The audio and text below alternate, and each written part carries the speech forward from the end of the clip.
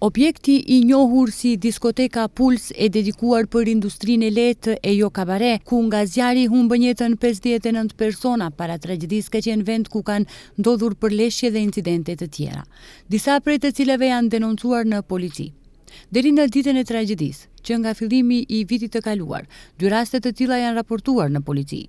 Në periudhën nga data 1 janar 2024 deri në 31 dhjetor 2024 dhe nga data 1 janar 2025 deri më datë 16 mars 2025, në diskotekën Puls ka ndodhur 2 shkelje të rendit dhe qetësisë publike dhe gjatë kësaj periudhe nuk është ngritur asnjë kallëzim penal për vepra të kryera në të njëjtën, thonë nga Ministria e Punëve të Brendshme.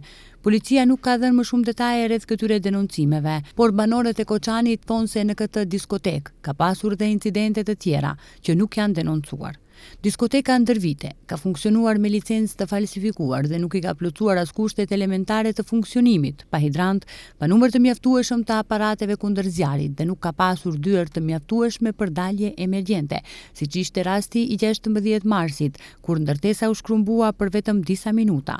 Për të gjitha këto dështime, që quan në tragjedi të papar, deri më tani janë ndaluar 34 persona fizik dhe 3 juridik. Të gjitha ata akuzohen për vepra të rënda kundër sigurisë publike, të cilat parashikojnë dënime me burg nga 3 deri në maksimum 20 vjet. Për marrjen e rishfetit është denoncuar edhe një person, një punonjës i Ministrisë së Ekonomisë, i cili ka miratuar funksionimin e diskotekës dhe pse ka ditur se licenca është e falsifikuar. Në mesin e këtyre personave në paraburgim janë ish ministri i Ekonomisë Krishnik Bekteshi, ish drejtori i Inspektoriatit të Tregut Goran Trajkovski, kryetari i komunës së Koçanit në dorëheqje Lupço Papazov, si dhe paraardhësi i tij Ratko Dimitrov dhe Nikolço Iljev.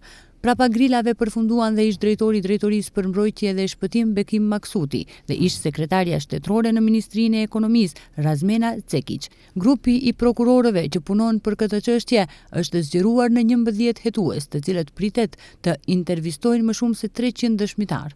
Në ndërkohë, policia ka kontrolluar dhe shtëpinë e pronarit të diskotekës Puls, ndërsa jo zyrtarisht janë thirrur në pyetje bashkëshortja dhe vajza e tij. Kryeministri dhe Ministri i Brendshëm kanë përsëritur disa herë se kushdo që ka lidhje me këtë rast do të merret në pyetje dhe se do të ketë drejtësi dhe përgjegjësi për këtë rast.